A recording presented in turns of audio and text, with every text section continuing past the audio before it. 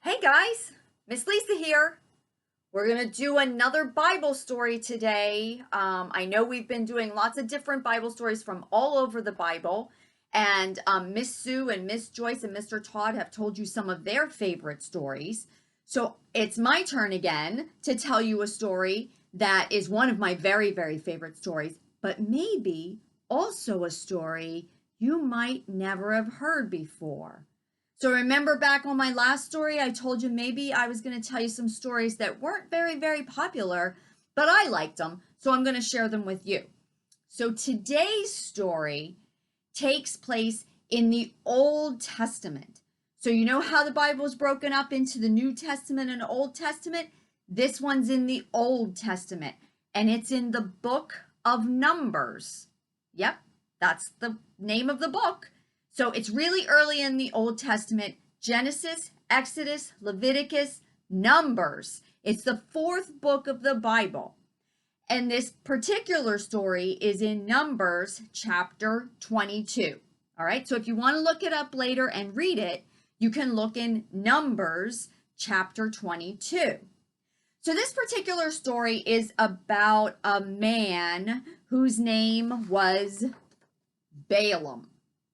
All right, we're going to talk to you about Balaam, and the reason I've written his name down so you can see it is because there's another person in this same story with a name that sounds kind of just like it, but we'll get there.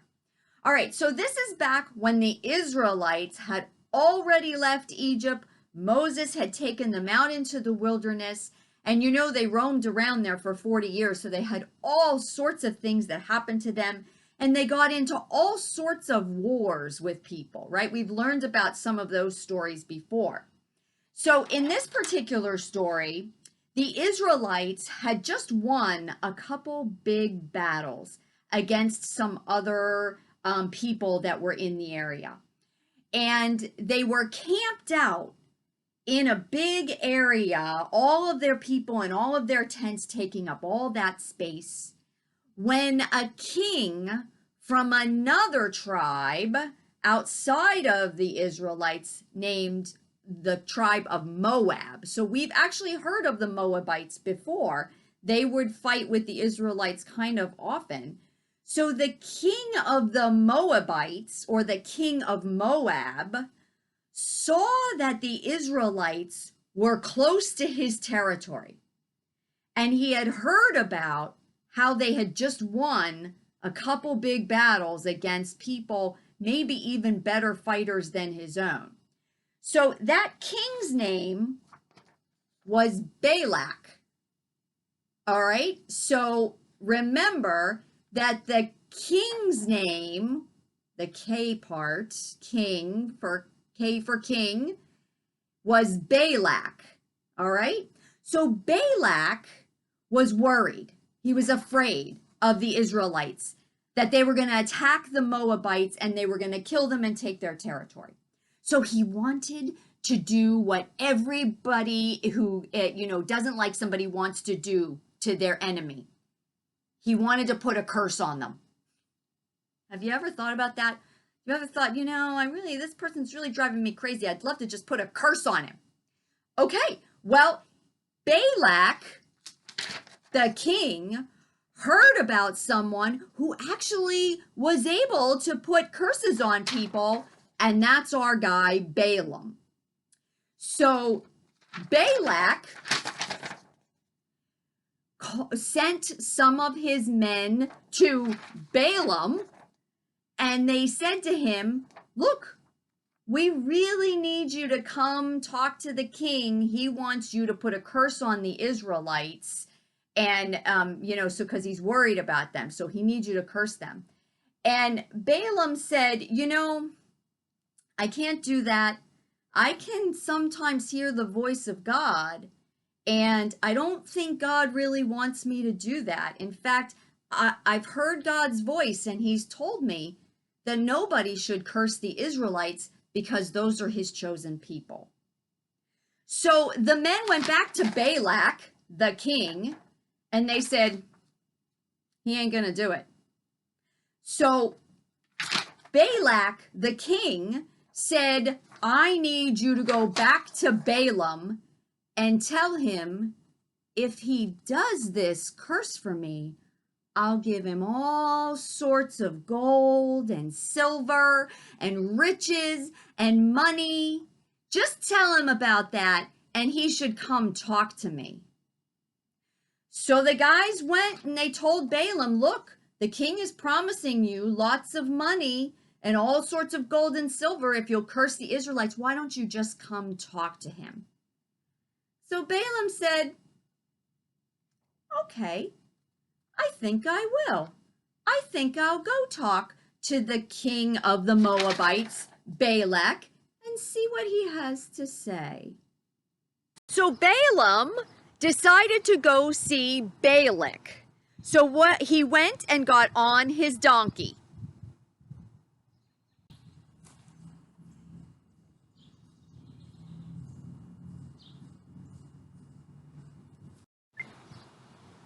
So as Balaam was riding along on his donkey, what he didn't know was an angel had come and stood in front of him on the road.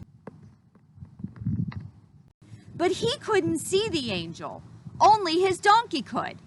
So the donkey stopped, so afraid, and wouldn't move. Balaam got very angry, and he beat the donkey to try and make the donkey go. But the donkey still wouldn't move. In fact, the donkey laid down in the middle of the road and refused to go any further. Go ahead. Go! Why won't you go? Why are you laying down? We got places to go. Come on, let's go. Come on, let's go. And he beat the donkey some more. But the donkey actually started talking, and she said, "Why are you beating me? Haven't I always been a good donkey for you? Ever since the day you got me, haven't I always done what you told me?" Just then, Balaam saw the angel standing in the middle of the road with a sword in his hand, and he was so afraid. Ooh. The angel said unto Balaam, "Why are you beating that donkey? She saw me standing here in the middle of the road, and she stopped because she knew I was going to kill you. She saved your life." Imagine what Balaam thought about what had just happened. First of all, he had a donkey that he'd had all his life start talking to him. Then he sees an angel in the middle of the road who tells him that he was going to kill him for going to talk to the king of Moab, Balak, but instead the donkey saved his life. Oh man, Balaam must have just been freaking out. What a weird story. Let me tell you how it ends, although you can already see what my favorite part is. So Balaam goes to see Balak after he talks to the angel, and he tells the angel, "I'm just going to do whatever God tells me. I get it." So he goes to see the king of Moab, Balak, and Balak says, "I want you to curse the Israelites for me. Look at them. Look how many there are." And Balaam says, "I've heard the voice of God, and he said I can't curse the Israelites. They're his chosen people." 3 times the king of the Moabites, Balak, asked Balaam to curse the Israelites, and 3 times Balaam said, "I've heard the voice of God, and he just tells me I can't do it. I can't curse the Israelites. They're his chosen people." So that's the story. So that's a crazy story, right? And a lot of people kind of don't understand why that story took place and what does it really mean in the Bible? What are we supposed to learn from that? Well, first and foremost, I think we're supposed to learn from it that God will speak to you and let you know what you're supposed to do. He does it through us, for us, through his word, through his Bible, by telling us what we should do and shouldn't do. For Balaam, he actually spoke directly to him through an angel and told him that he shouldn't be doing the bad thing he was thinking about doing, which was taking some money to curse the Israelites. But I also think, and you knew that this was the part I was going to tell you, I also think it's a story about how we are supposed to treat the animals that God gave us to take care of. So Balaam was a really short-tempered guy, and he got so frustrated and so angry at his donkey that he'd had all his life. And he beat him so fiercely that God allowed that donkey to talk back to Balaam and basically say, haven't I been a good donkey for you? Why are you beating me? That's the part of the story that I like, because God gave us all sorts of animals that are in our care, either because we just want them to love them or because they work for us.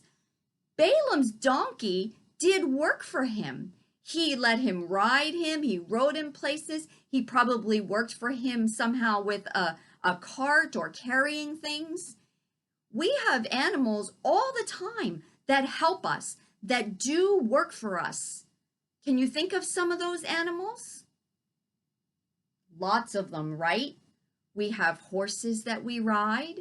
We have cows that actually push and pull different types of equipment. We have service dogs. We have dogs that are trained to do all sorts of things.